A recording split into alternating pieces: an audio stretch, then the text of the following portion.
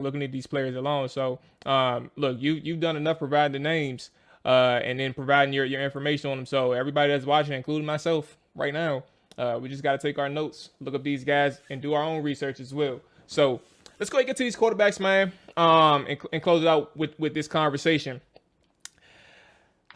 For a quarterback, there were five marquee names Washington could potentially key in on comes April's draft. Kenny Pickett, Carson Strong, Sam Howell, Desmond Ritter, Malik Willis. Obviously, there was six quarterbacks there, but those are the five top names that everybody is really focused on. What were some of your top observations from the players in this group? Meaning like the best week of practice and even the best game performance. Like we can start from there, and I'll leave it to you. Yeah, so best week of practice, probably Malik Willis. I think he did what he needed to do, and that's proved that he could develop. I know the Lions quarterbacks coach was really happy about it. Was a simple five progression read that he made, but just getting from the left side of the field to the right side of the field, staying in the pocket, keeping his base wide. I think Malik Willis did a lot of the nice operational things that you wanted to see for him to incubate his physical tools, because we all know he is the highest upside in class. It's just he's got great explosiveness and agility, and then his arm really popped too. He might have had the strongest arm. I think it was between him and Strong. But Carson Strong had some lollipops on day 2 and day 3. So I think And in the game. and in the game too, right? So I think Malik Willis kind of ran away with it there, and then in the game too, showing that mobility and that ability to make plays on the ground. That's an added element that can help you early on in your career. Desmond Ritter, I think, had the best game too. You can make that argument as well. I was impressed by Ritter. I came in a little kind of lukewarm on him because he'd been a starter for so long, and the mechanical issues have still persisted. But he did improve over the course of the week. Had a really rough day 1, but improved, trended up, and had a really nice performance in the game. When he's in rhythm, he has good mechanics. It's just inconsistent from down to down sometimes. So you got to work on refining that. But he's another guy who has the athleticism, has the arm talent, and he's a high character guy. I thought Kenny Pickett was interesting to Well, watch one him thing too. before we get to Yeah. Pickett, because you brought up a good point that I heard somebody speak on earlier, and I just want to get your opinion on this. Now, there was somebody, matter of fact, Trevor Sycamore. Hmm. He was down there at the Senior Bowl, and he identified or outlined some of the similar things that you mentioned in terms of Ritter, and just understanding the process and his mechanics. Everything flows well. Everything looks good with him. The issue with him was the accuracy and his inconsistency from down to down. His concern, and I want to see if how you feel about this. His concern was that when it comes to Ritter and quarterbacks in general, sometimes accuracy is just innate. Either you got it or you don't. And for you to be inconsistent from down to down, it doesn't necessarily mean that can be fixed in a lesson standpoint or a fundamental standpoint or a coaching standpoint. Sometimes you either got the touch or you don't. And if you're a streaky quarterback like that in terms of accuracy, there can be consistent or matter of fact, consistent questions about if you can do this on a professional level. So I want to get your opinion on just the accuracy part, because you touched on it, but then that is a growing concern, especially when it comes to Ritter. Yeah, it's a very good point. And I think, for me, and as I've kind of learned more as a draft analyst, back in the old days, you're like, oh, he's accurate or he's not. He has bad mechanics. He has good mechanics. It's not as black and white as that. It's not so cut and dry. You can be inaccurate but have largely good mechanics. And I think usually from what I've seen, most of the inaccuracy that I see derives from mechanics. It's just you can have good mechanics in structure, but then when you're pressured, it breaks down, and then that's when the inaccurate moments happen. I think when you dive into the mechanics, you realize how really detail oriented it is, and how slim the margin for error is. Like you can do everything right, and then your heel plants a little bit inward, and then all of a sudden the ball's down a little bit, right? So there's a lot that goes into it. And I think with Ritter, most of it can be derived from his mechanics. Like I think largely he has some good habits too, but he's got some bad habits too. And I was talking about this on a pod the other day, where one of them is, he's got scissor feet on the drop back. So he crosses his feet as he's dropping back, as opposed to keeping your base and shuffling back so that you can, get that rotation quicker. And then sometimes that scissor feet leads to him staggering in his base. And then by the time he releases, sometimes his feet aren't where they need to be, so it's little things like that don't always kind of come up when you're just kind of watching.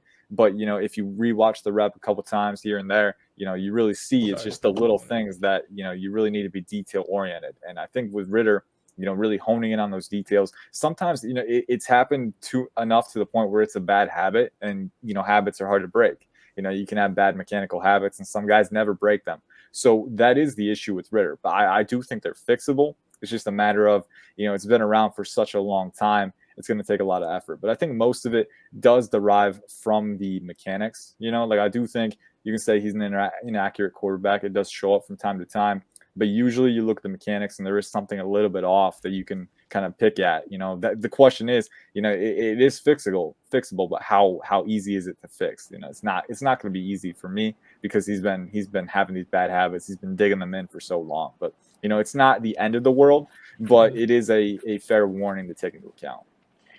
Hey, Ian, let me ask you a quick question. Was this your first Senior Bowl experience? This was my second one. Last year was my first one. This was kind of the first one because last year, everyone just kind of did their work and went back. There wasn't nearly the access that there was this year. So it was kind of, and for me too, the confidence aspect of being there a second year. Like the first year, you're kind of getting your feet wet. This year, you're a little more comfortable. You kind of know the deal. So this was my second one, but I'm kind of looking forward to more in the future. Okay, so the reason why I asked that was, so being that you do a lot of scouting and things of that nature, right? Did it make you view any of the players differently, seeing them in person versus, I know the Senior Bowl just happened Saturday, right? But did it make you view them any differently, seeing them in person versus what you've seen on film? Not a ton, and the reason for that is the Senior Bowl, like it's a big event. People make a big deal out of it, and it is a big deal, right? But I never want to change my opinion on a guy a ton over the Senior Bowl. Usually, and that's why I try to watch as much film as I can coming in, so that I have impressions of these guys, so I know what to expect. I think that the guy who changed my opinion the most was Desmond Ritter, and for me, that was just seeing the good moments in person. And kind of taking a closer look at the mechanics and seeing that it is fixable.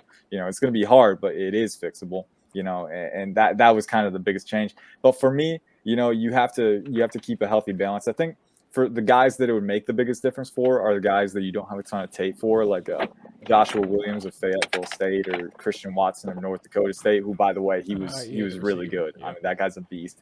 So wide receiver, if you don't know, Christian Watson. But, those are the guys that, I really changed my impression because I don't get to see a ton of them beforehand. But I try to, I keep an open mind.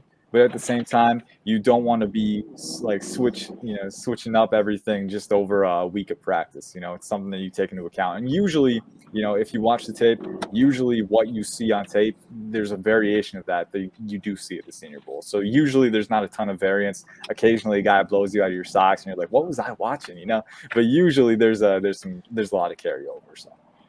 Yeah, and that's what I was, trying to get to. In regards to the Senior Bowl, I feel like it's a great tool to use for small school kids where you don't have a bunch of footage on them, right? Yeah. But like the kids from the bigger programs, I think the only thing that it really helps you do in the process off the field is getting to know them personality-wise and their characteristics, and being able to sit down and have those conversations with them. But aside from, like, if you're just talking about on the field, like, intangibles and things of that nature, I feel like you have everything to your disposal by watching the game tape. So that's why I hear a lot of people in the Washington community like looking forward to the Senior Bowl game and seeing the quarterbacks play, and I'm like, they just played a whole college season. You pretty much know what they can and can't do. Like, your mind is not going to get changed just from couple practices in a week with a bunch of guys that they've never met a day in their lives. So I just wanted you to kind of touch on that, just so some of the fans could get a better understanding of, the difference between 1 week versus a couple months of games that you can recap. The tape takes precedence for real. Real quick, too, you bring up a good point, getting to know these wide receivers up close and personal for the very first time. That's one reason why I weigh day 3 over day 1 too, because, day 1, they're still kind of getting their feet wet, still kind of getting that chemistry down. And also you're learning an entirely new scheme. You know, like you're running plays from the scheme that, you know, the teams that are coaching you, though, that they run, right? So it's new information that you're taking in. So in that sense, the Senior Bowl is valuable to see how the quarterbacks retain and apply that information. And then on top of the on-field, off-field stuff that you were talking about too, interviews, right? But you know, the tape takes precedence, and then you kind of use the Senior Bowl to supplement that and kind of see, you know, it opens your mind to new thought pathways that you weren't open to before, but it doesn't change your entire outlook for a person. Absolutely. So a couple more questions regarding these quarterbacks. I know we stopped shortly on Kenny Pickett, so I'm gonna ask this question. If you have your thoughts on Kenny, go ahead and shoot them off. But in terms of the overall week of the Senior Bowl for the quarterbacks, did anybody's stock get hurt from Senior Bowl week? And second one is, what are your top concerns for the crop of this quarterback class? And I'll leave it from there. So if you had something to say on Pickett, go ahead and I'll see those two. Yeah, so I guess the guy who stocked the crease real quick, I think it was Carson Strong. I think, and he had some good throws, Yes. especially on day one. But day two, a lot of his deep passes were sailing. You know, he really had trouble getting the trajectory down. It looked like he was kind of just taking risks down there, not really thinking about the process. And then on day three, there were some nice throws, especially in the red zone drills.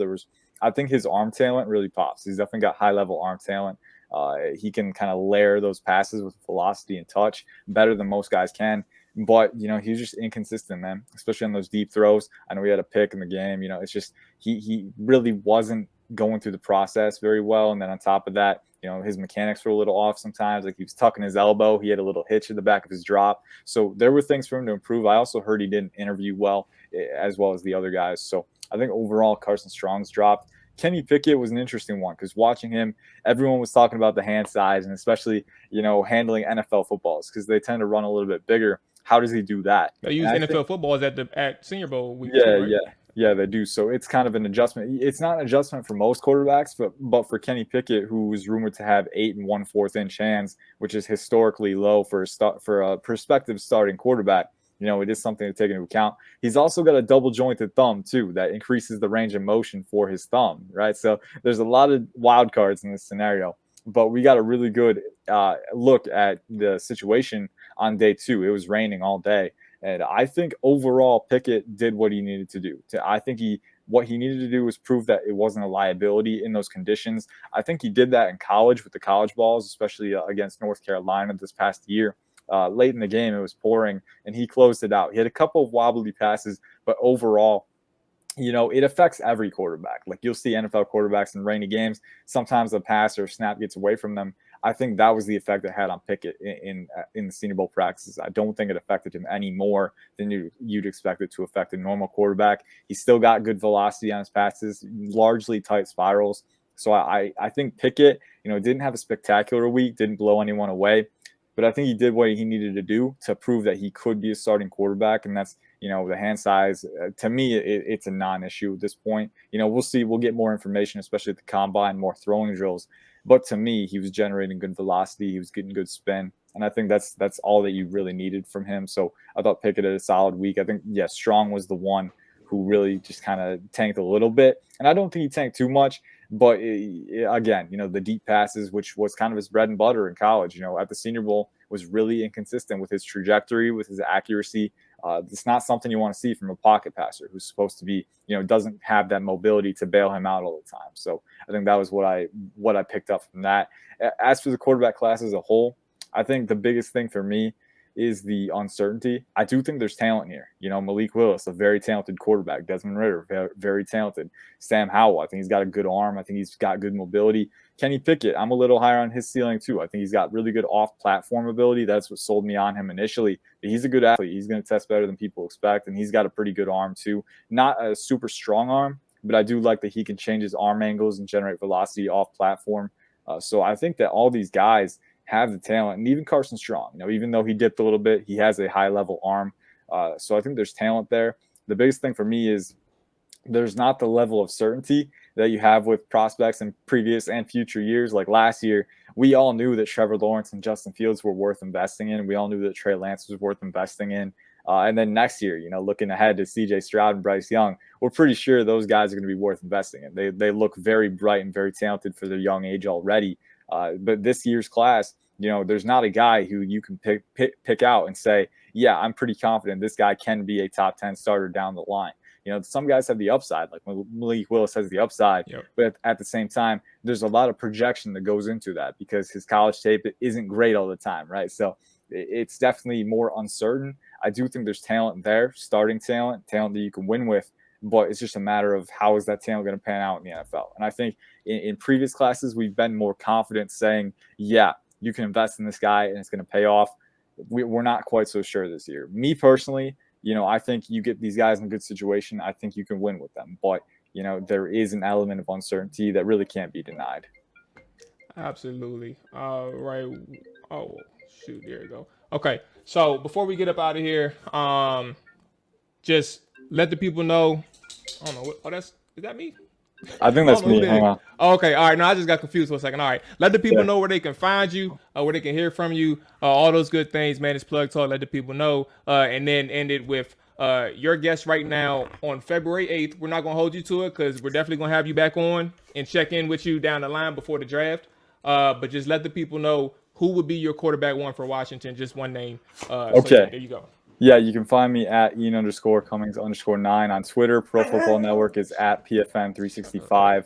As for my QB1 for Washington, I know Ron Rivera, there's pressure to win now. I think the win now guy for you, the best chance to do that is Kenny Pickett. Provided the hand size is a non-issue. He's got the experience. He's got the processing off script. He can manipulate safeties and use his eyes. I think for me, Pickett's the guy, but hey, there's a lot of time for us to change our opinions. So always keep an open mind, but that's what I got. And I'm sure I'll change my mind next time I'm on, but we'll see. We'll see. That's why I said February, man, February 8th. We're going to check back in with you. And if your evaluations change or get updated, that's why we got to timestamp this thing. Exactly. But yeah, Ian, I definitely appreciate you coming through and talking to some Senior Bowl quarterbacks and obviously the rest of your prospects, some of the people that stood out to you, big dog. Be safe. Enjoy your well, it's Tuesday, so I guess enjoy your week. I was going to say weekend, but enjoy your week. Stay safe and all that good stuff, and I'll definitely be chopping up with you down the line. Yes, sir. Thank you. Appreciate it. Yes, sir. Yes, sir. All right. And